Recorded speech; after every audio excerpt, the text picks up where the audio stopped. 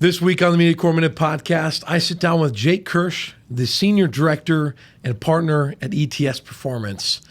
Guys, you guys are in for a treat this week. This was a blast. I had a ton of fun talking with Jake. We learned about his story, how ETS has progressed and kind of scaled over the years and where it's going, but also what it's like to grind and work hard and have that inner dog in you. But then also what it's like to be selfish and how that can actually be beneficial. So that's a good point at the very end. Stay tuned to the very end to hear about that one. But this is going to be a fun one. Enjoy. Jake, how we doing, man? Never better, man. Never better. Happy to be here. I love it. I love it. Dude, I was, I think ever since we first met, and I sat down with you at the ETS office here in Rochester, and we're sitting down. I'm like, I got to get this guy on the pod. I'm like, he's got good energy. He's got good business sense. Fun dude. So I'm excited to have you on today. Hey, I'm excited too, man. Yeah. Let's go. Because you've never been to our office either, right? Only to pick up the sweatshirt I want. Oh, that's right. That's right. I totally forgot about that. I don't think I've ever won a giveaway before.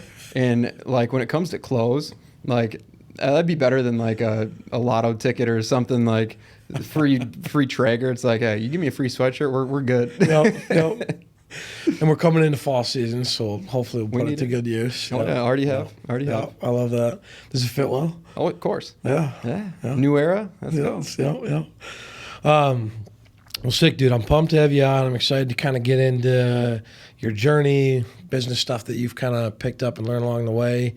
But before we get into that, I want you to just kind of intro what ETS is, just at a high level, just so people know. Yeah. Well, ETS stands for Engelbert Training Systems. Ryan Engelbert, our founder, he founded it in 2010, and that was based out of the metro area up in Woodbury, Minnesota. Okay. And from 2010 to 2016, we didn't have more than just our number one location. And then when I came aboard in 2016 in Lakeville, we've had some pretty significant growth, but we are essentially a private sector sports performance training facility. And so we emphasize youth performance training with athletes ages 8 all the way to professional level, primarily 8 to 18 in college. And we give them individual strength and speed training. And all of our kids that come train with us, like they're doing exactly what they need given the context of if they're in season, if they're out of season, if they're hurt, if they're healthy, if they're a novice to training, if they're super high level. Like we work with anybody. And so, but it's all in the youth sector. We don't do adults. We don't do, I guess, sports-specific training, if you would consider it. Like we're not working on your jump shot. Again, we're trying to get you more physically prepared to go dominate your sport. Yep, I like that. Yeah. So everyone's getting like personalized plan for them, kind of thing. Yeah, so nobody joins ETS like on a membership link on the website. Like we don't sell the memberships online and just hope people click and add it to the cart and here they go. It's everyone comes in for an athlete evaluation first, and so that's our opportunity not to just again, show the kids the place, but we get them in the facility. We take them through our dynamic movement prep. We go through our sprint progression. We do some relative strength and speed tests and basically get a feel for who is this athlete? Like, are they brand new? Do they know how to do a lunge without falling over? Or are they committed to go play D1 to the Gophers and they need to, again, optimize a few things to go dial in before they step foot on campus? And throughout that eval process, we obviously want to get to know the kid and see what motivates them and what their goals are and sit down with the family and get on the same page as them. And ideally after that chat is done, we get them into the training facility and they're with us for as long as, again, we can have them. So people can be with you for years as they're progressing their careers and, stuff through high school and college and stuff. That's probably the coolest part about what we do is we've been open technically since 2019. Yeah. And we have our very first athlete we ever signed up. She'll be graduating this year. And her 3 siblings have trained with us ever since. That's and sick. So we don't want to see a kid for 8 weeks, 12 weeks, a summer. Like we know that they should be training year round. And there's, proven benefit to doing that. But it's the whole family aspect. Why we call it the ETS fam is like, once they step foot in our facility, I never want them to leave because their experience just gets better and better. Their connections with myself and the coaches just get deeper. And we really embody that family feel. So yeah, we have kids that are on day 1 today, this morning, and we have kids that are on year 5. So yeah. It seems like you guys have a super strong like culture too, you know, even like throughout different age groups. I mean, it's just like every time I look, you know, on social media, different stuff like that, it just seems like there's that kind of like, you know, the ETS family, like that plays out, you know. Mm-hmm. Yeah. No, culture's everything. Like it starts from, again, not only just the coaches, right? Like in our ability to motivate an athlete, whether it's someone that comes in and, like I said, they're brand new to a facility and they've never lifted a weight before. It's like, we want to give them the best experience so that this is something that even if they're never going to play a varsity sport or or go to the Olympics or do anything that, again, high level, it's like, this is something that's going to improve not only character, but lifestyles too. And so fitness is for everybody, health and wellness, whatever you want to consider it. But yeah, the culture bit is like, I want the kids that step foot in our facility, not just to know that they're going to get the best training possible, but they're going to be around people that they view as mentors, as friends, as some father figures, some big brother, little sister, whatever it might be. We want to embody that so then we can, again, connect on a deeper level so they get more than just training out of it. Yeah. With, I feel like sports, I don't know if it's just Rochester, but it feels very competitive. And I feel like sometimes like the parents are more in it than the kids. Do you ever see that? It's like dad's stoked and it's just like, all right, Johnny's going because we need him to be this, you know? Yep. Unfortunately, there are the helicopter parents. We don't run into it as much as you would think. Okay. Which is great because ultimately we try and take the parents out of the equation. Right. Like right after it's like, all right, you're done. Yeah. We have a sign on the door. It's athletes only. And we have parents all the time that ask like, well, can I go back there and watch, or can I go sit in on the eval while he's going through his assessment? And it's like, no, this is the athlete's time, because whether they know it or not, it's like they might not think it as a parent when they're going through their training, but there's that level of anxiety. It's like, okay, dad's watching me, mom's watching me. It's like, I want to strip that. Kids aren't allowed to have their phones in the gym. They don't listen to their own music on their AirPods, like, because communication is huge and they get enough screen time throughout the day. I want to eliminate the distractions, have them understand, like, okay, we're here to get to work. We're going to have a heck of a lot of fun, but we're going to work extremely hard and make a lot of progress. And yeah. Dang. Yeah. That's sick. All right, so let's reverse it now a bit here. You know, young Jake, where'd you grow up, man? Yeah, so I was born in Mankato. Okay. We moved here when I was 8, so I think that was right at 2001. So it was second grade. So I'm from Rochester. But as I grew up, I mean, I always loved sports. Like, we talk about it all the time. Like, these kids have screens in their face all day, but all I needed was a ball and some space, and like I'd throw it up, catch it for half hour, like, and just play, right? And so when I went to school, I went to John Marshall, and so I was a 2-sport athlete. I realized that the third sport of basketball probably should end in middle school because not the tallest guy, but anyways, I played football and I played baseball. After the fact, realized I probably should have done track instead of baseball, but played football. I was a 3-year starting quarterback for the football team. I was, at the time, one of 2 2-year captains that have been selected for the football team. And growing up, I mean, in Rochester, like, I still do. I take a ton of pride in being from here because at the time, like, John Marshall had amazing tradition in football of winning and success. And as I grew up and all the seniors left and we only had 2 that played my sophomore year, we got smoked every game. But through that, we had a very successful senior year. We had a lot of guys that had to grow up really, really quick. And throughout that time, I graduated, obviously high school, and had to make a calculated decision to not pursue any of the Division III or Division II schools that I had talked to throughout high school to go play for them. And I went to RCTC. And with that, Why was that, though?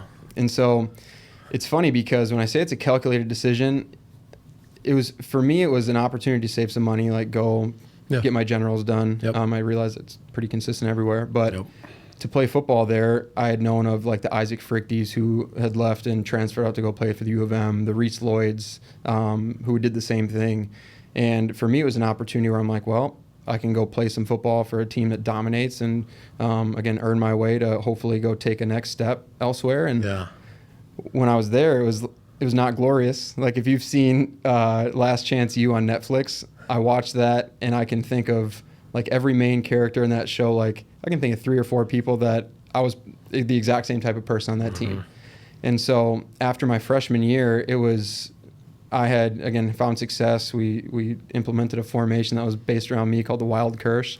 So I was the Wildcat quarterback. I was a slot receiver. I was a running back, special teams, you name it. Like Coach pointed, I'm like, all right, I'm there.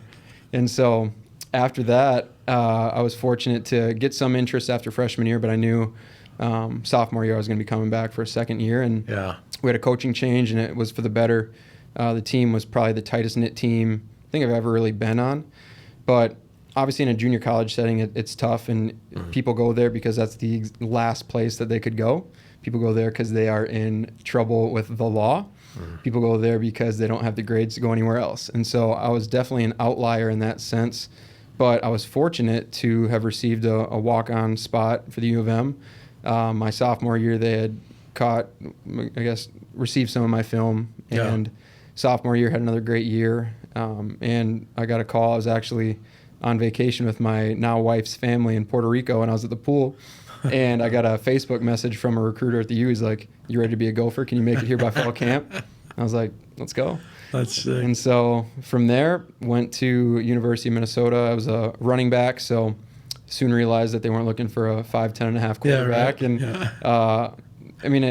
there's a lot we can probably get into with my time at the U, but I went there. Ultimately played the least amount of football, got the least amount of playing time I ever had, but I learned so much more about myself, and ultimately that's helped a ton of where I am today, and I don't regret it for a second. Yeah. So football was the main sport kind of throughout, You just didn't want to get into any other ones other than that and baseball right away? Yeah, I played soccer, and that's probably the only thing I ever quit in my life when I was in first grade. And so I played everything, just wanted to be active. But you gotta try it. 100%. Yeah. And so, when I was playing football, it was a thing that I just clicked with, like I found the most success with. And through that too, like the football culture of lifting weights and all that stuff. I was very fortunate when I was an 8th grader. After school, I'd take the bus over to JM, and some of the seniors that were on the football team, or the juniors and seniors, they kind of took me under their wing and like, hey, you can lift a little bit of weight, you're kind of strong. And we'd be back there, and it was kind of cool because those were like my big brothers. Like they were 17, 18 years old. I was 14 maybe, and at that age, you're stoked. 100%. When the older kids, I think you're cool. Like, and you're pumped about that. Yeah, big ego boost. But, and so that's ultimately what got me into training too. Is like everyone's saying you need to get bigger, faster, stronger, and I was always just that guy who was in the gym, and ultimately football led me to the path I'm in now, just because it was one of those things that I was always in the weight room, found success. I'm realizing now in my year 30 of being alive that I'm kind of a control freak in the sense of like I always knew I hate flying because I can't fly the plane, and Lord knows if we're going on a trip I'm going to be the one driving. But the cool thing about sport and training is like you're in control of your own destiny. It's like no one can deter me from going to work hard and find progress in a weight room, because I know that it's on me to go work hard, to put in the effort, the time, be consistent. And that's all stuff that, again, I still preach to this day because I lived it, and now I get to see it play out with all the kids that we train. Yeah. That's why I liked track, because I didn't have to rely on anybody. Yeah. I could just go. And again, like knowing all the benefits of track and sprinting and all that stuff from a training perspective, like I played baseball because I played it forever. And we had a very, very good team in my high school. And I played basically every game, but I was definitely a football player playing baseball. And they didn't let us do both track and baseball because it's like, no, you got practice. Right. Well, which one can I go to? But I should have done sprints. I should have done the 100, maybe done some jumps. But would have helped that football career a little bit more. Yeah, maybe. Yeah. What could have been. I like it. Yeah. No, it's fun. Growing up in high school, I don't think there was an adult that I didn't meet that asked me, like, so you play football? Just being a big dude. Yeah. And I played up until 9th grade, and I stopped. Sure. Because grew up in Wabasha, and we just weren't good at football. It wasn't fun, and I would play both sides all the time, and it was just like, Nope. And it got bad enough, 11th, 12th grade, where it's like you got the team showing up, you got the superintendent coming out to your house saying, "Hey, let's play this year." Yep. Because they just need it, they need the help. But it's 100%. like we were just so bad that it didn't make it fun, Yeah. At that time too, like I didn't care. I was just lifting and doing track was my main one then. But Did you throw? Yep. Both shot and discus? Yep. So I enjoyed that a ton. I did that all 4 years of high school, and I was disappointed because I didn't have a coach. Nope. So again, Wabasha, limited coaches. Everyone else kind of had, help doing things, and then throwing was kind of like, the redheaded stepchild of the track team that just didn't get any attention, really, because no one knew how to teach. No one knew how to coach it, yeah. Sure. Well, it's like, we don't know what we're doing. So it was kind of interesting. We kind of would just like teach ourselves with someone watching. Yep. They tried, but once I kind of got, I think, even closer to the senior year, it was me kind of leading a lot of the things just because I was just the best one on the team at that point. Yep. But it was fun. I just excelled in it. I don't know. I was excited. I loved lifting. I loved throwing heavy things far. Oh. And but I missed state by one spot. Mm-hmm. And it's just like, well, that sucked because I really wanted to go For sure. Further and do it in college. And I could have, but yeah, it was just fun. Yeah. But the football, I think there's a little bit of like regret and like going, oh, I could have probably done pretty well. Done some damage on the line. What would you have been? Would you have preferred to be interior D-line, D-end, offense? What would have been? What would it have been? In high school, I was less aggressive than I am now. Sure. Yeah. So I liked the offensive side of just protecting. Sure. Yeah. All I got to do is not let anybody pass me, and I was really good at that. So I played right tackle. Let's go. I was big, but I was quick. Mm-hmm. I'd run a 14-second 100. As a 300-something pound dude. It was like, but he could move, and then after that, then he was down for the count for a long time. And that was it. But so I mean, it was fun, and I don't know. But everyone kept getting injured. Mm-hmm. Especially on the line. It was like, yep, knee injury. Everyone's on crutches. Nope. I'll just keep lifting. So. The worst part about team sport is there is a 100% chance of injury. It's not a matter of if, it's a matter of when and how bad. Yeah. But I want to kind of jump back to the U a bit. I think some of those things were interesting, because you were probably, you were coming in always being a front runner, right? For the most part, excelled, always doing things. And then what was it like for you to get into this next level where it's like, oh, I'm not the best one out here, Yep. What was that like? Yeah, it's shocking because you always hear about like every level of play that you go up, like how much better it is and how much more competitive and like the vast difference. And did you believe it? Oh, I did, but I was before you went in. Did you believe it was going to be that different? On paper, it's like everyone's bigger and faster. You look at the rosters compared to high school. It's like, wait, I was heavier than 3 of my offensive linemen in high school. Now these dudes are 6'7", 315. It's like, all right, well, I'm gonna have to get on my tiptoes. But yeah, I think the first play that I ever saw. So we played TCU. I was a walk-on redshirt, and I had made the trip. We were at home, and this is back when TCU was sick. They had Trayvon Boykin. Like they had, again, a great team. But the first play I saw was we kicked off, and they're returning it to our side of the sideline. And one of our linebackers, I think it was Damian Wilson, who's a Super Bowl champ, just a stud, but he came screaming and hits this dude, knocks his helmet off. The guy had dreadlocks. They're flying everywhere. And this happened 10 yards in front of me. And that's the oh crap moment that it's like, hey, this is the big boys. Like you better be ready to eat. And so it was shocking. But you're exactly right. Like I always kind of had the joke of, you go from being the man to a nobody. Once you go from being high school, again, successful in high school and at the junior college level, like had a lot of success and accolades, and then you go to the U of M, and I'd be lying if I said I knew I was going to play right away, because I go into a running back room that had David Cobb, who was in the NFL, Rodney Smith, who was in the NFL, Shannon Brooks, who had NFL caliber, and now he's playing in Canada, and Berkeley Edwards, the brother of Braylon Edwards. Like, I was with some dudes. Yeah. And you're in a room like that, and you're like, well, first off, like, you get humbled really quick, and you're like, well, what am I doing here? Right. And you just have imposter syndrome. But yeah, it was the most humbling experience, because for me as a younger kid, I actually spoke about this at the ETS summit that we have every year as an uncommon story. We talk about maybe an athlete who's had a big impact or big growth area. And I actually talked about myself, not in a sense of like anything good, because it was about my growth as a person, going from someone who was very ego driven. Like I'm an Enneagram 3, like, you know all about that. And so, so with that, like, I was always so conscious of accomplishment. Right. And then you go to playing 0 plays throughout your college career at the U of M, and you realize that like, being humble is huge, but you learn how to be a team player. Yeah. You learn how you have so much more gratitude for those dudes in high school that were on the scout team, and maybe you knew they were never going to play, and like, you get pissed at them because they weren't giving you a very good look on defense when you're trying to practice your plays and all that stuff. But you realize, like, when you're a scout team player at the U of M, like, they need you to be prepared for Michigan in the Big House next week.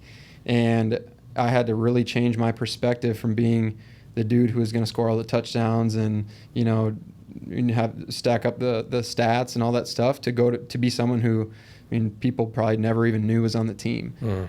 And so it was, it was, as I kind of reflected on it, it's like, during that time, it was super depressing. Like, as a person who's never dealt with, again, like, depression, anxiety, that sort of thing, like, looking back on it, it's like, I was. It's like, I was a nobody out there. No one knew who I was. I go to practice.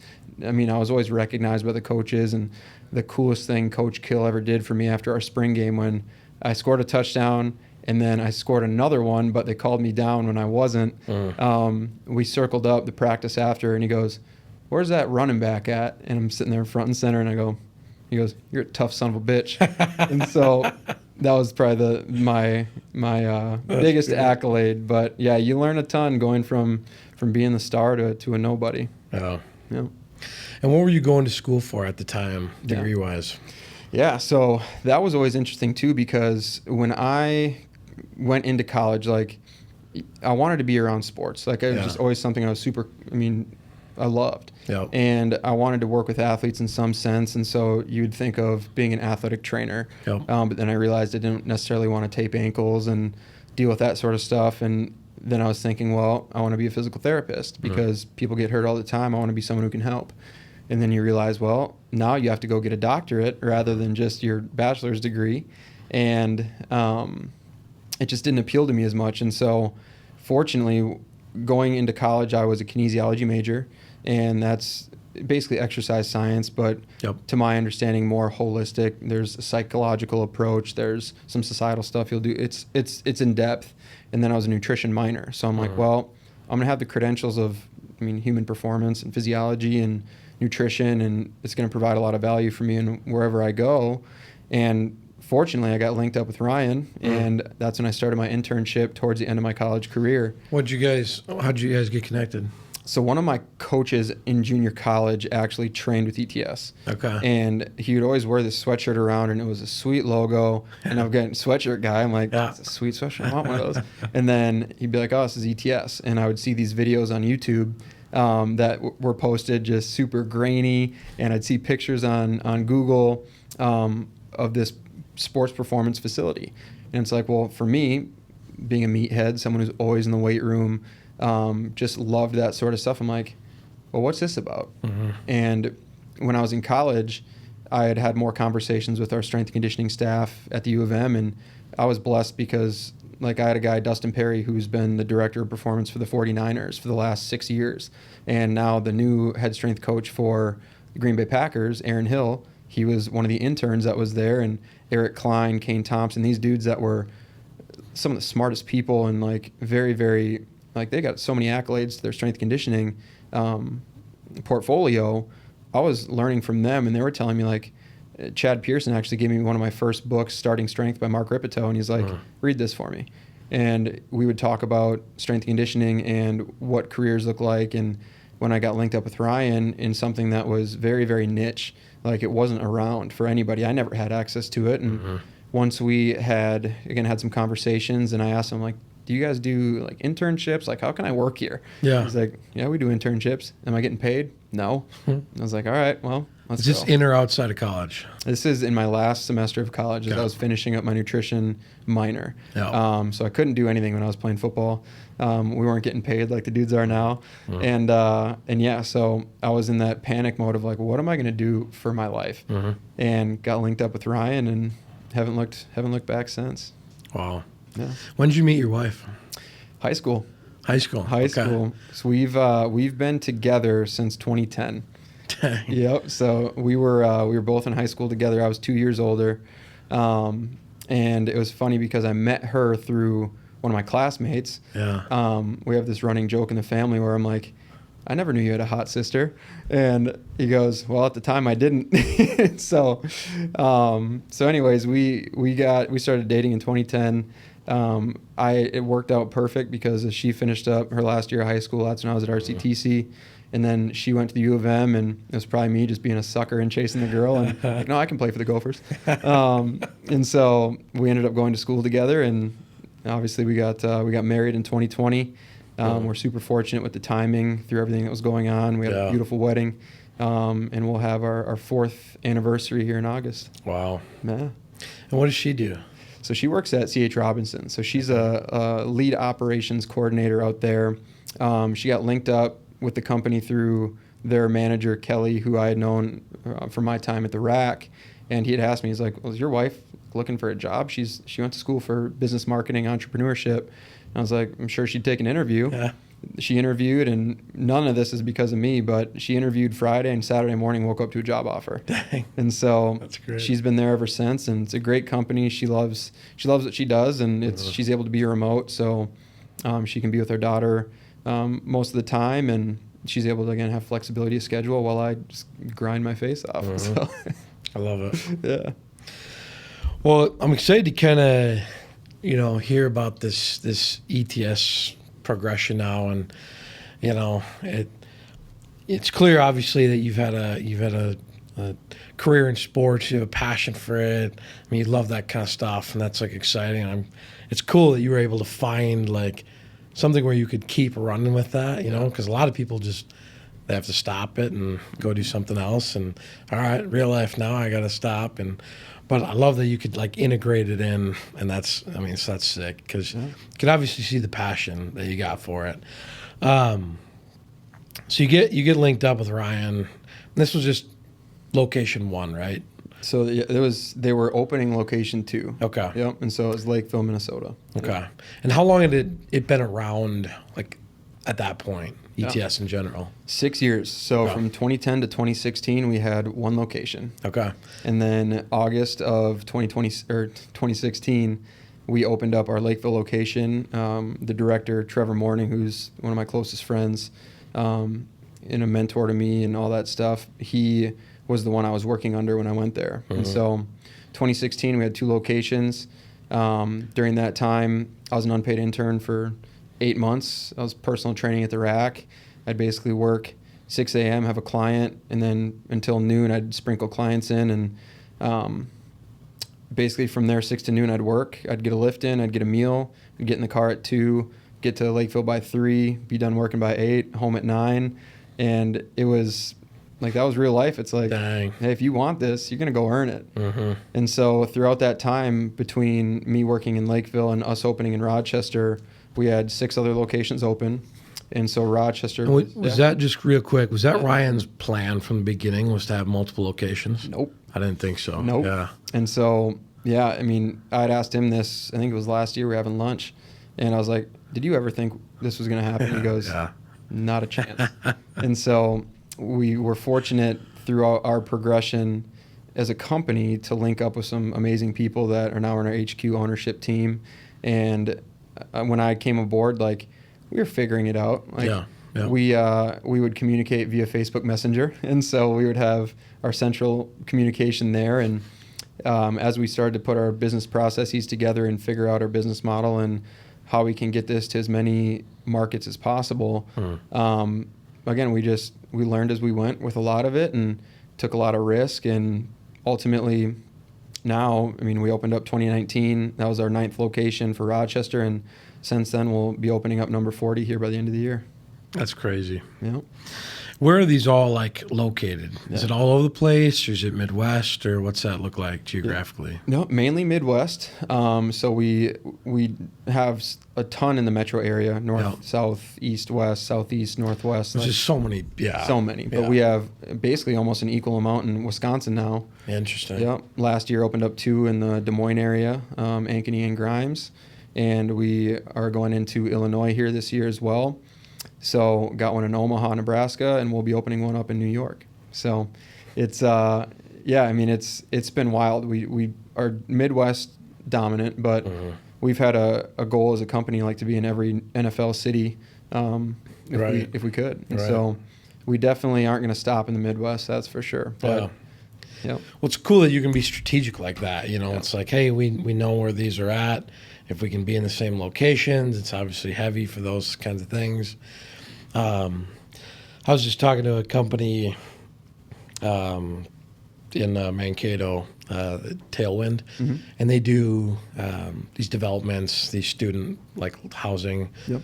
And that was like their plan. Let's just open it in all these, not NFL, but college towns, all across the area. Because like, why? Like, well, that's where everyone needs student housing. And I'm like, why wouldn't I think of that? That's genius. Exactly. It's like, it's for you guys, like, why wouldn't we open these in all these strategic, great spots where like everyone's all in for sports and So I love that. Yeah. I want to kind of talk about your growth inside of the organization. Obviously the company has grown, it's scaling, but how did you kind of progress through, growing internally? Yeah. What'd that look like? Yeah, so in 2016 when I started, like I said, I was an unpaid intern for 8 months, and then I was working part-time as I was, again, balancing another job and just trying to, again, do my part and earn my way up, and ultimately got my directorship in 2019. And since then, we basically opened up 2019 right before the pandemic hit, and as we were building our business, like, we had set a record in the amount of athletes we signed up in month 1. As we approached March of 2020, we had about 90 athletes on membership. Then we had to shut down, and that's a whole nother story where we were able to, again, see what we're made of and see how long we can hold our breath. But through there, we opened back up in June with the intention of never shutting our doors again, doubled our members, and then since then, we've been in Rochester, the highest revenue-producing facility we've had for the last 3 years. But with that, like... Rochester is? Rochester is. From all of them? For all of them. There we go. So I learned from the best. South Metro, that was my guy. He set the standard high, and that was my goal. Is like, hey, this is what best friends do. We're going to beat each other, and we're going to compete. And so, anyways, throughout my time, like being a director, I was always just eager to do more. I'm a busybody. Like, I want to help. I want to, again, contribute. I want to be someone that's of value. And just over time, like I proved that to Ryan with things like just programming, like what can I do to contribute to like evolve our programs as a company. And I was always chiming in with continuing education stuff that I was picking up from guys like Brian, who's my business mentor and close friend as well. But throughout that time, we had basically gotten to a point in our growth where it's like there's only so much HQ can do for everybody, meaning like when we've got 35 directors, it's like we want to be able to have everyone have access to Ryan and Jed and Chad, but ultimately, like, if we're going to grow and we're going to optimize, we need people to step up. And so I was selected as one of the 5 senior directors at the start of this year. And throughout that time, basically now I'm responsible for, again, my team, which is 4 other locations along with my own. And what I do is, again, we're meeting on a weekly cadence, team calls every month, and it's also just high level, like, how can I help you? What do you need? Like, where are your pain points? How do we solve these issues? And so, yeah, I'm, again, kind of backtracking a little bit, but within our company, if we help develop a director. So new talent to help our business grow. We're able to invest in those locations. And so I'm not only just a senior director now, but I'm a part owner in the business, and I've got my hand in a handful of our locations where I'm able to, again, provide oversight.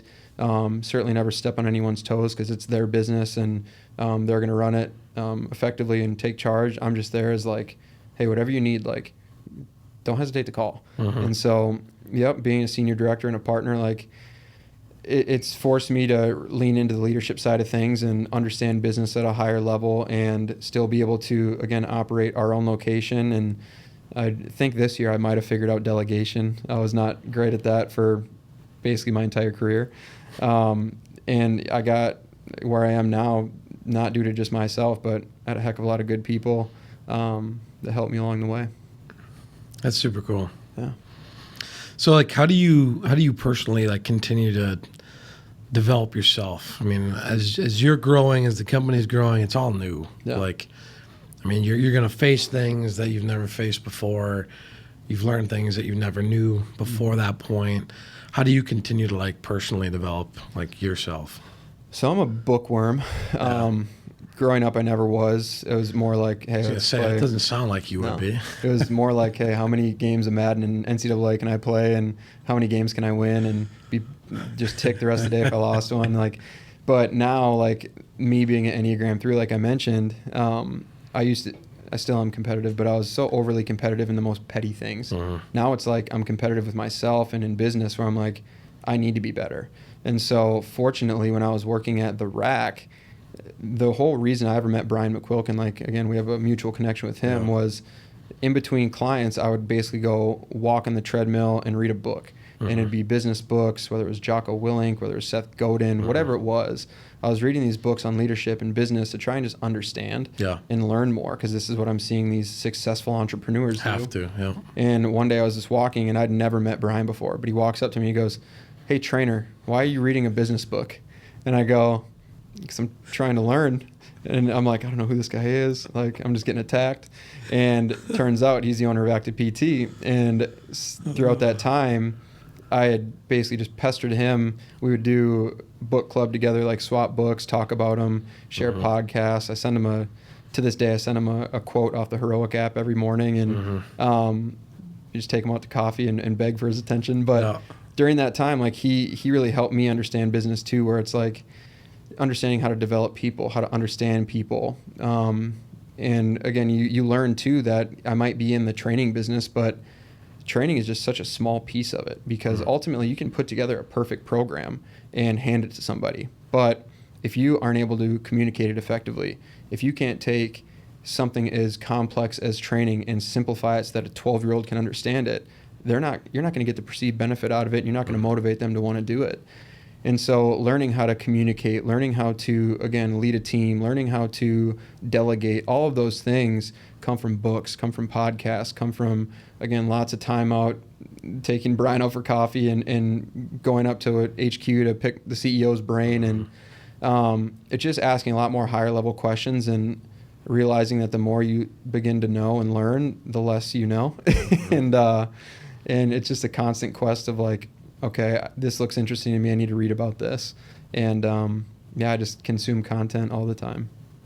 So what's like the best part of like your job? Like, what do you love doing? The people, hands down. I mean, not only from the top down perspective of ETS, like we call ourselves ETS fam, like I had said, and it's not just lip service. It's like, I could call Ryan right now, he'd answer the phone. I could text Jed, he would respond right away. And so knowing that I've got people in my corner that, again, are always there for me is huge. And so with that, it's the people not only within the organization, but the athletes we serve and the families we serve. Like, you never really realize it when you get into this business, the role that you play in somebody's life and what the value of a coach or a mentor is. And the more I'm around my kids and my athletes and my coaches that, again, work alongside me, again, the more you really appreciate and the more gratitude you start to get or to have towards those people, because not only am I trying to serve them, they're serving me. They're filling my cup so I can go fill others. And again, to kind of tie a knot on it, it's just like, every day I get to go interact with people, get to be around people that want to be around me, whereas I could go sit at a desk 9 to 5, hate my life, go cold call somebody who's just going to hang up the phone. Like, I get to be around people that I'm not an inconvenience to them during that day. And so being able to be around the kids is there's nothing better. Seeing them progress, it's like, it's my badge of honor to be like, hey, they've dominated this, and I might have played a small part, but I might have brought out that inner dog within them, right? Oh, yeah. To go earn that. 100%. And then also with the people bit, I say the worst part about the job is also the best part, and that's when the people leave. And fortunately for our company, we don't have turnover in a sense of people come aboard and coach and then they quit because they found something shiny and new and they want to go do that. It's like, when I have people hired on, I'm pouring into them so that they can go be a future leader and a future director of a location. And when I had 4 of my guys leave last year, that was the hardest time ever, because those are my dudes. Those are my your people. family. Yeah. Exactly. And now understanding, like, they've just opened up an opportunity to turn their passion into a profession is super fulfilling. And now the new coaches that come aboard, it's like, now it's your turn. Come earn it, and let's do this together. Yeah. Yeah, that's sick. Yeah. Nothing better. I like that. Yeah. What I think for me, I like to ask, motivation. I think is something cool, because everyone's got their kind of their internal fire, and it's different for everybody. But I'd say, like, personally, even mine has like changed over the years. So, like, for you and like your journey through this, what was like initial motivation, and kind of how has that changed, to where you're at now? In regards to just like to business, like when we opened up? Yeah, just for like what keeps you like fired up and going and kicking butt every single day? I think it's like the unrealistic desire to be perfect, and you're never going to attain it, but it's the chase and the process that you fall in love with, where I just like new challenges. And so when we're seeing success as a business, it's like, that's all great, but what can we do better? What can we do more of? How can we serve more people? How can we make a bigger impact? And the challenges and the adversity that come along with that, that's my motivation. And obviously there are days where it's like things get menial and very monotonous. And Andy Frisella has a great quote on... I love that dude. Oh my God. I mean, he's great. If we get anything out of this podcast, people need to listen to Andy Frisella. Go listen to Andy Frisella. Shout out Andy Frisella. But with that, he talks about mastering the monotony. And like as an entrepreneur, as a person in business, as anybody, like, if you can come in and day out and do the simple tasks better than you did the day before and do them to the best of your ability, like, that's something that, again, builds discipline. And so discipline will always outlast motivation. And there was a quote in that Heroic app, I think I sent it to Brian, shout out Brian, that said, motivation is, God, what was it? It was basically like, motivation is like showering. Showering doesn't last forever. You have to practice it daily. And so doing things that maybe you don't want to do, you got to go do it. And for me, I'm going to do it well. And ultimately now it's just like how much growth that we have yet to come as a company. That's my motivation right there. It's like, how can I get my guys that are with me right now to go have their own location? What do we need to do to make sure that can happen while also continuing to dominate in Rochester? So. Yeah, it was funny. When I worked at my job before I started MediaCore. What was that? So it's KFI Products in Spring Valley, steel manufacturer, and then we built plows and winches and stuff for like ATVs. So it was pretty fun. It was a great crew of people, and I enjoyed it. I was there for like 4 years. The reason I left was because I hit a ceiling, and they couldn't give me the next step because there's nobody, there's no position there. It was just like, no, that's it. But toward the end there, I got just huge into listening to Andy Frisella. Yes. I mean, this is back 2016, 2017. MFCEO? Yeah, MFCEO podcast all the time. And I'm just getting fired up, and stuff like that. And I'd be on the calls with like warranty people that are like pissed off, and it's kind of fun because we weren't like corporate-y, so like you could kind of throw it back a little bit. For sure. And these are all like outdoor guys that are like aggressive, and I'd be giving it back, and they'd politely still, professionally, but they're getting all pissed, and then but my boss, the manager over there, was he'd listen in. If I was getting heated, he'd jump on, and then he'd get pissed off.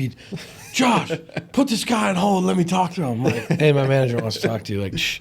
He'd rip their head off. And I'm like, I like this place. Let's go. This is good. This is good.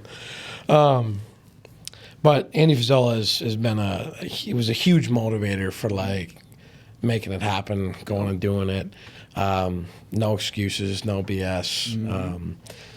If you want to do it, it's like it's yours, but you got to do the work. Yep. And I liked his MFCEO podcast probably even better than the one he has now. It's coming back. But is it? Yep. On its own platform too, because he's not big on getting censored. So, but it's coming back. So that'll be sick. But then he's also my excuse for my fitness journey. Okay. Because he got successful and he grinded and he let his fitness go, and then he dialed it in when he was a little bit more successful. So that's my excuse now. Let's go. I'm letting it go a little bit, but then I'm going to dial it in. Hey. And even though I need to probably do that sooner, but journey's not done, baby. Journey's not done. Yeah, solid dude. I wanted to kind of ask you how, I feel like this industry gets more and more competitive. Technology's coming into play a lot more. It's just, I feel like it's so much more advanced than like it used to be. It was like, hey, you're a big, strong farm kid, and you can do things faster and harder than people can. And, it's just like strong survive kind of thing. But now it's like, I feel like it gets so advanced now and like technical, and the training has just gone through the roof. Mm-hmm. How is this industry changing with like tech and everything? Well, there's more and more and more of it coming out. People have never been more into metrics and data. Like you look at baseball and they're talking about exit velocity and spin rate. You look at a $25,000 golf simulator that's going to tell you your launch angle. Like there's all that type of stuff. But what it all comes down to in a training sense, like life is very cyclical. It always comes back to the basics. And that's the one thing that we're always going to stick to is like, we're going to make sure we're doing things the right way. We're doing it correctly. We're not trying to be the next Instagram viral video of doing something super flashy that has no benefit. And so, how do you compete with that too? There's got to be a ton of that.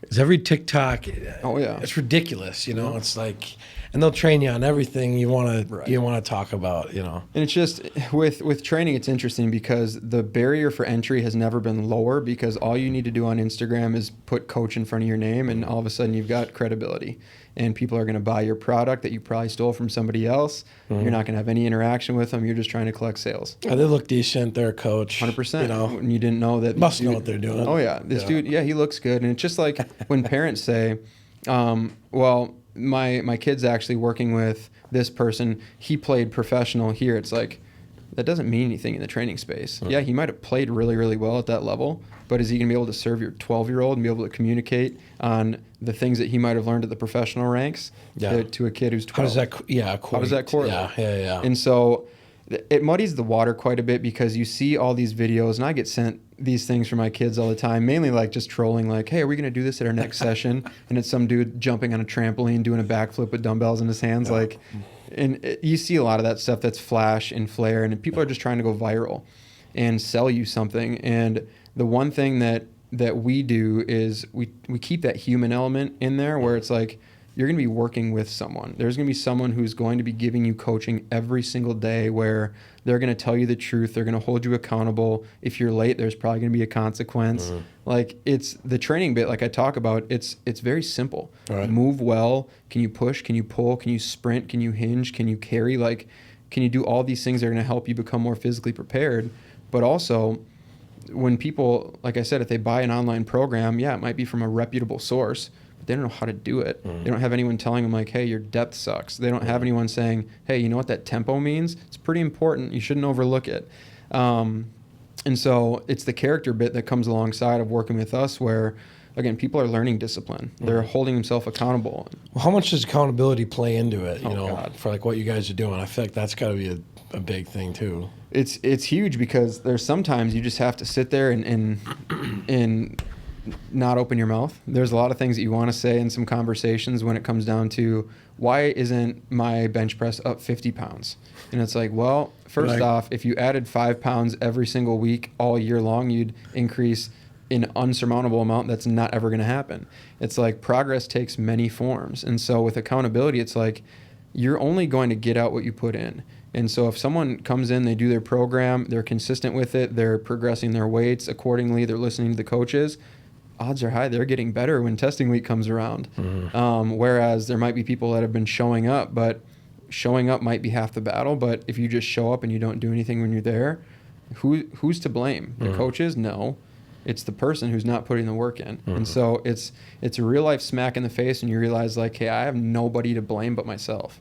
And so accountability is everything. You know? And that can be humbling too. 100%. Where it's like, I mean, the cool part is us as coaches and as mentors and whatever you want to consider us, like the trust that we build with our athletes. If I have to tell someone the open and honest truth and be like, hey, you're kind of sucking right now, or it's like you're getting in your own way because of X, Y, and Z, they're going to listen to that, and I'm never going to be demeaning. I'm always going to be demanding, but never demeaning. But I'm going to tell you the truth because I'm not doing you a favor if I don't. And so if you come in and you're, again, having social hour and your expectations are to go play at this level, but again, you're showing up and you're not doing anything when you're here, who's going to be the first person to talk to you? Probably me. And who's going to be the first person to tell you I love you when that conversation's done? Definitely me. Because ultimately that's what caring is, and that's something that we're always going to do. So what's like the future for you, for ETS? What do you see that kind of like becoming? What's your goals?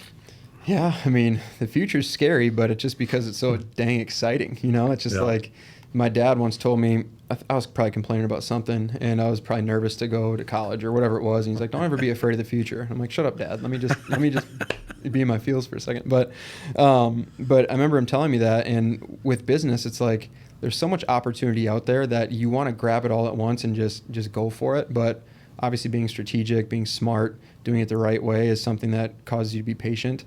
And so for me, like it's actually interesting because we did an exercise with my staff the last couple of years, and we do a word of the year. Like, pick a word. This is going to be something that you're setting your intentions towards. And then we do a round table. We discuss it. And in 2023, my word of the year was sacrifice, where it was I knew I was going to have my daughter born in 2023, and there was going to be a lot of things that I'm going to have to sacrifice. Like, my wants and needs, like, they come second now. And in 2024, I chose presence because I'm so paranoid and anxious about the future all the time, and just always thinking about what's next, what am I supposed to be doing, what can I be doing better, or I suck at being present. So that's why when we're doing a podcast, like, my intention is like, hey, I need to shut up, I need to stop talking, I need to listen, I need to breathe. Like, I want to be here right now talking with you because I'm having a hell of a time, right? But just in my day-to-day, I try and be more present because I know that whatever I'm doing in the day-to-day is going to lead me to where I need to go. Obviously, as opportunities approach and the future again shows up eventually, like, I'll be ready for whatever it is. And obviously we're set for a ton of growth as a company, and we're going to make sure that we do that because the only people that are hurt if we don't is the athletes of that area that we don't go to. So yeah, that's sick. Yeah, I feel like you guys have a lot of like these business systems figured out over the years. Like, do you run an operating system, or did you create your own, or, you know? Yeah, I mean, we have a lot of systems in place, and they're always evolving, and they're definitely getting better. Like, we have our pre-sale process that we're trying to clean up, where when we go to a market, what's that look like? How are we getting evaluations on the books? Are we utilizing marketing? Things like that. And so that's, again, come a long way. We don't use like EOS or anything, even though, I mean, again, our guys told me all about it. Oh, yeah. And I try and implement it as clunky as I can because I know how beneficial it is. But like, we have our weekly cadences of our senior directors where, again, our process of meeting with our teams to, again, track our KPIs and identify areas of weakness that we need to attack. Like, there's so much that we've just gotten better at as a company, but we certainly don't have it all figured out yet because no one does. but our programming is always continuing to evolve. Ryan's brother Corey came aboard, revamped all of our systems, our certification process for all of our coaches, so that there's no stone left unturned as to like how qualified our people are. It's an ever-evolving process, but there's always wheels in motion, and we're always trying to be better. That's what I love about, like, you know, you guys aren't like, you know, startup at this point, but, you know, you were in that phase at one point, and like, you know, there's an excitement around, like, I always get excited because, like, one, there's like no rules that put us in a box of like, you have to do it this way. You know, there's better practices and there's things that you can learn, but there's not like you have to do it this way and this is the only way you're allowed to like do it.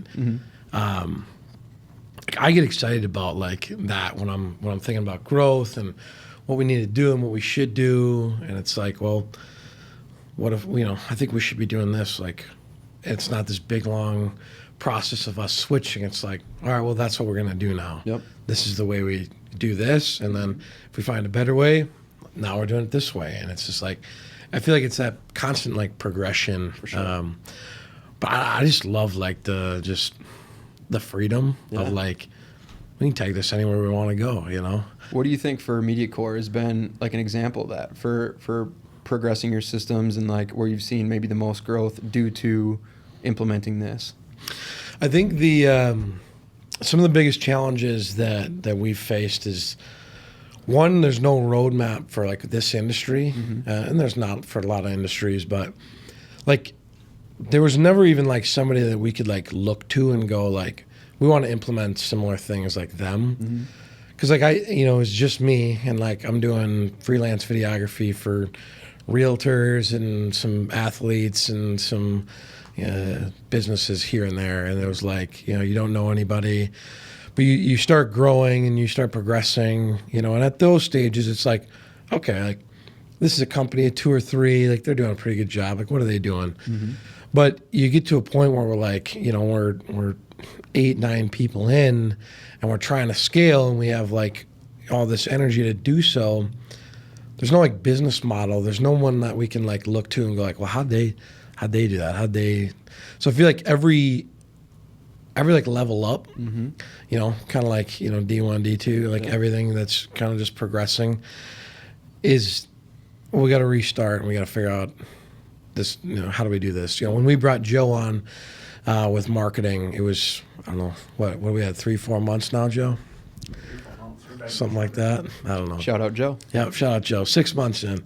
But it's like literally we've been, there was no, hey Joe, like follow this path and just go do it. Yep. It was like, well, we had to create the path as we go, and every step we're just learning, okay, this worked, this didn't work, shift it, do this.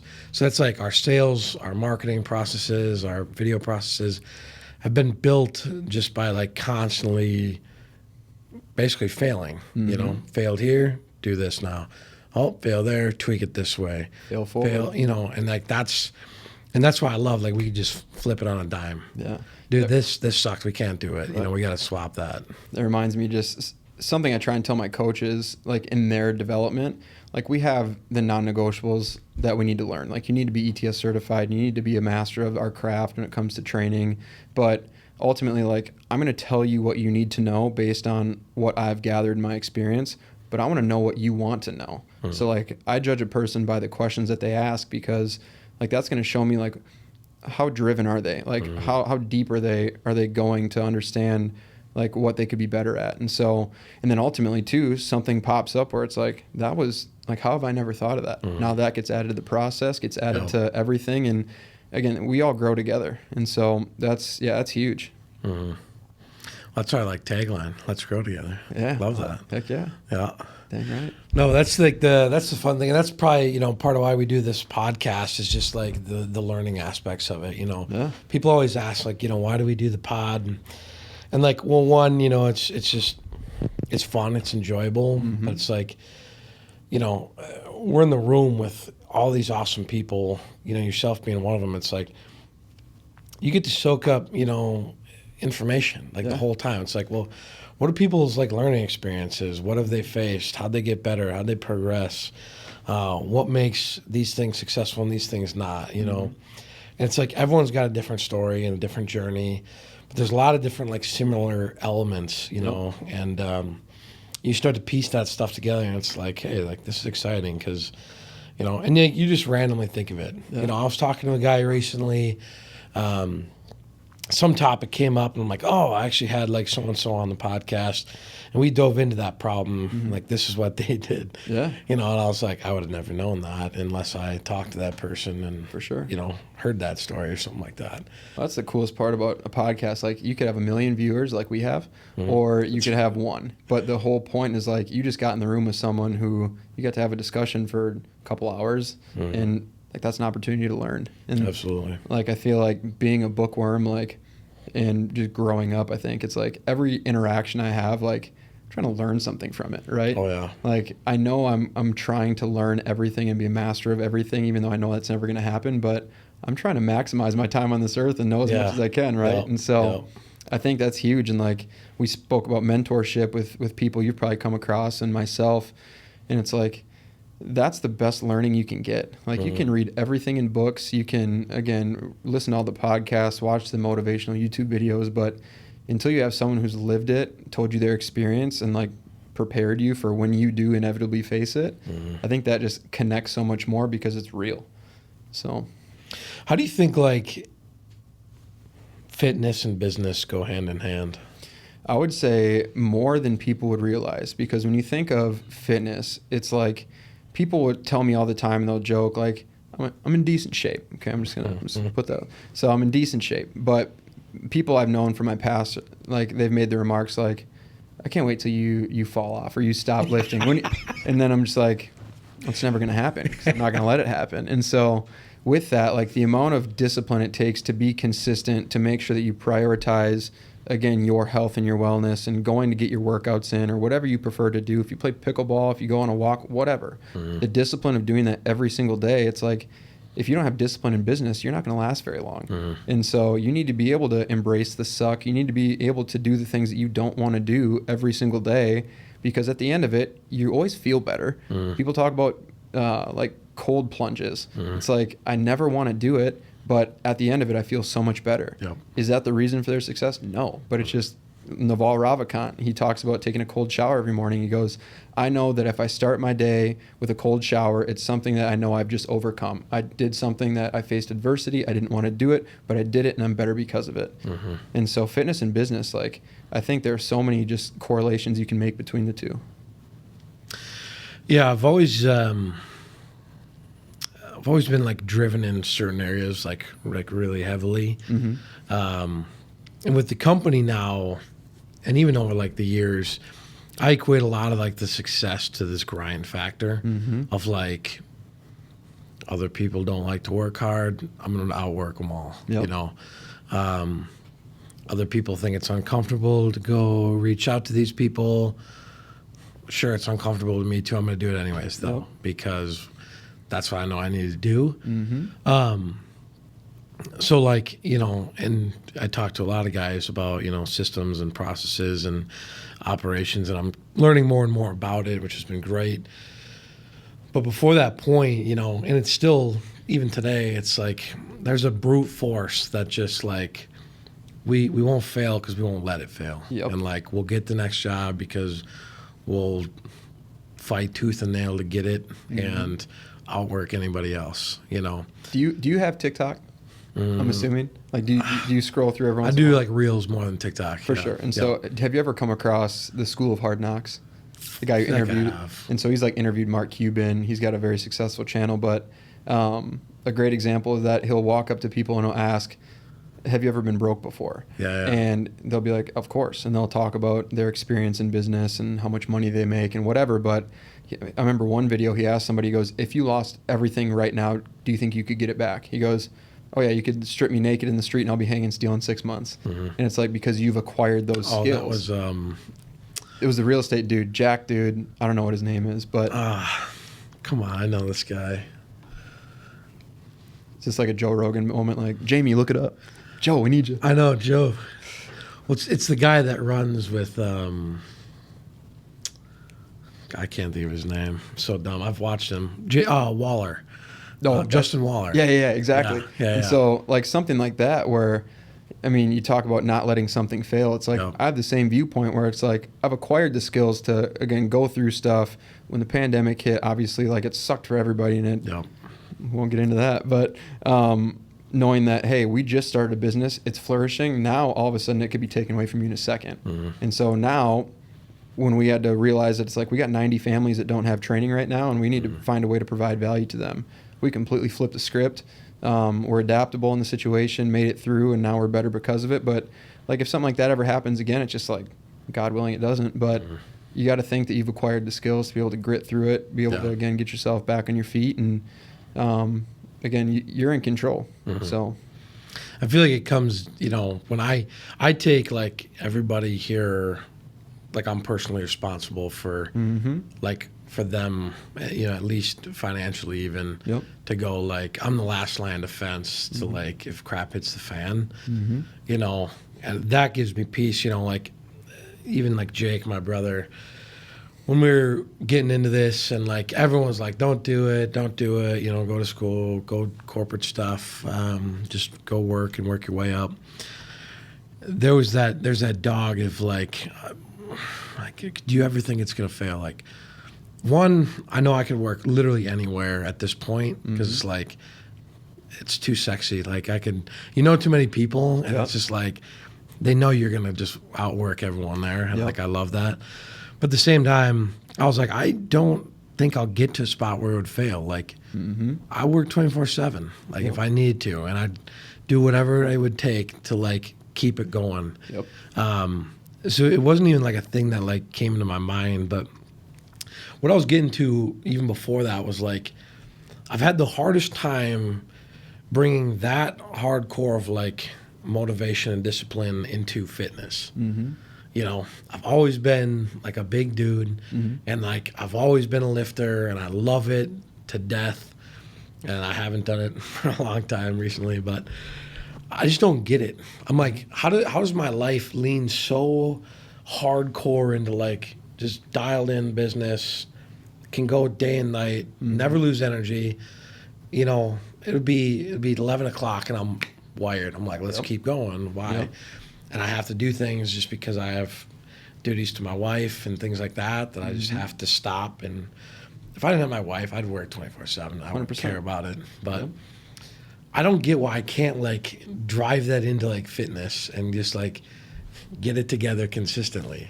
I think the dog inside of you of like wanting to push and work so hard is what gets in your way, because ultimately it's like, you can work yourself to the bone, you can grind, you can go answer emails, reach out to prospects, you can do all that stuff. And I think what might be happening is like, if you take an hour out of your day to, again, go do something else, you're taking away from that. And as someone who just mentioned, I'm a provider for my team. Like I'm financially responsible for them. These are my guys. I'm going to take care of them.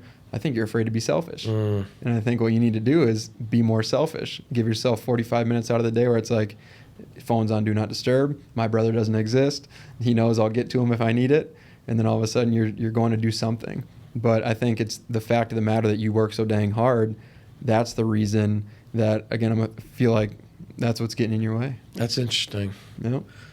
You're selfless. I could see that. Because I try to give my wife time because like, one, obviously I love her, but like two, I know I have to. Like as a husband, as a, you're a father. I'm not yet. I will be one day, hopefully, God willing. But like you have this was my baby forever. And it was like, once I got married, I knew that has to take a big priority in my life still. So I'll set intentional time for that, but I have to because she knows I could just do it all the time. Weekends, just like, let's keep going. It's always something. And I think one thing to mention our wives, like obviously my wife is a saint. Like she is the quarterback of our family. Like if Kylie didn't have my wife, like I don't know what would happen. She's clearly the favorite parent, but like with my work schedule, and I have some more flexibility than I probably allow myself to take. But the reason I'm at the gym 7 days a week is because I know it's the same thing. It's my baby. Like I want to make sure that I'm bringing this thing as far as we can take it.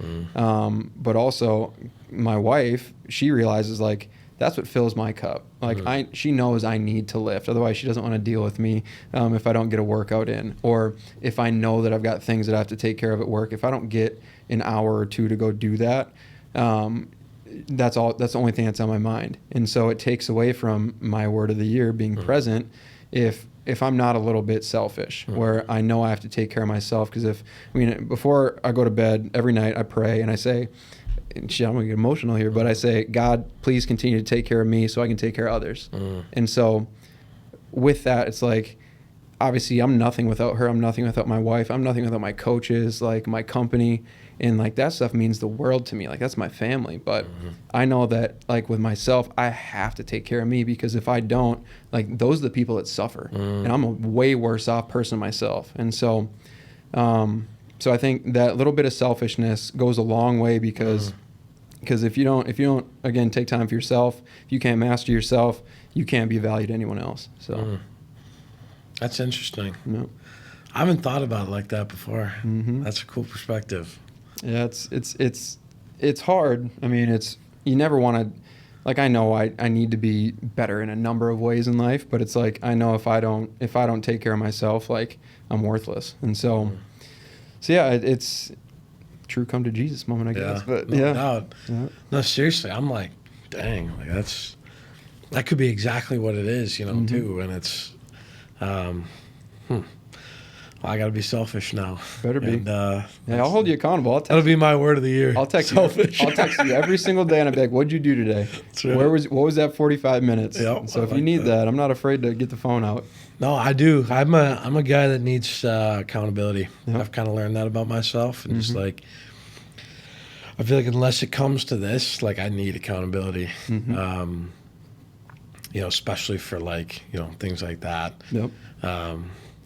It's nice though that I'm at a spot where I know I need to change, and like I need to, because like if you're all about like learning and getting better personally, that's a big aspect of your life. Yep. Is your health and your fitness. Yep.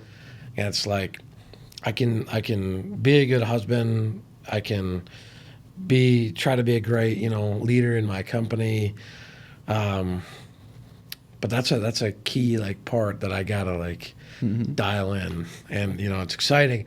I think the other thing that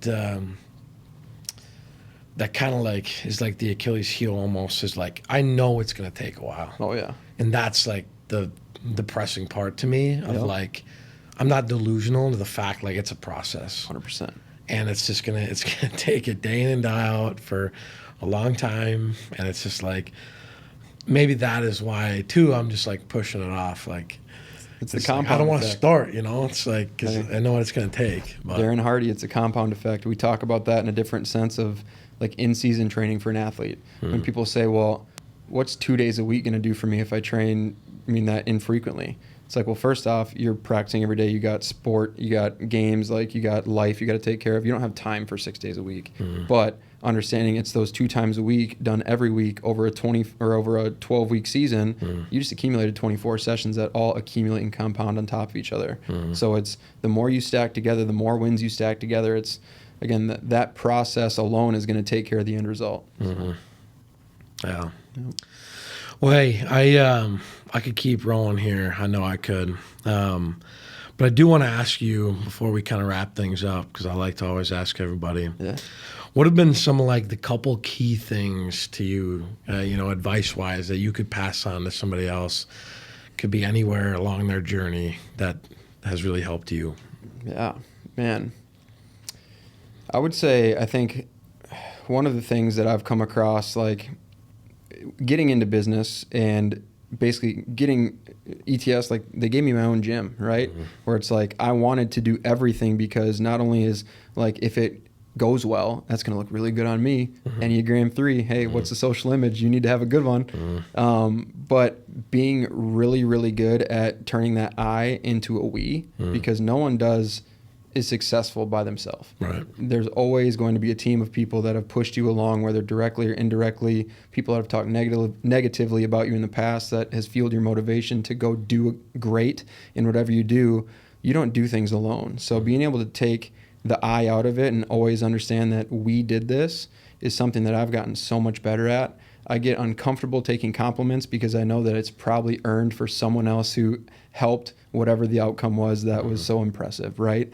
And so having gratitude for literally everything, like the people in your life, the meal you just ate, like the ability to be healthy and alive, like, and have opportunity in America where, again, you can make yourself whatever you want. And so having gratitude is unmatched, and understanding like you didn't do any of this alone is something that's truly humbling, but it's the reason for success. And so ultimately I know I've done pretty well so far, and like I said, it's not because of what I've done. And the only reason I'm going to do anything more in my life is because I'm going to have people pushing me along the way and holding me accountable and giving me a kick in the ass when I need it. And that's the exciting part. So that's sick. Yeah. Well, hey, thanks for coming on, brother. This has been awesome. Yeah. And I'm sure people are going to love this one. So, yeah, thank you again. And I'm excited to stay connected with you here. I appreciate you, brother. We'll get on the boat, like you said. That's We'll right. We'll do a part 2 of this if we ever need to. When we're gonna get 1 million views. Oh yeah, right? Media Core 1 million views. Yep. Let's go. That's right. But yeah, I appreciate you. Thanks, man. Thank you. And as always, thank you so much for tuning in this week. I hope you enjoyed this as much as I did, and got a ton of different knowledge and information from it. If you enjoyed it, remember to keep sharing it out. We're trying to keep building the community here. Yeah, and just keep on your journey. Keep progressing. Keep getting better. Keep learning. Stay hungry. We'll see you on the next one.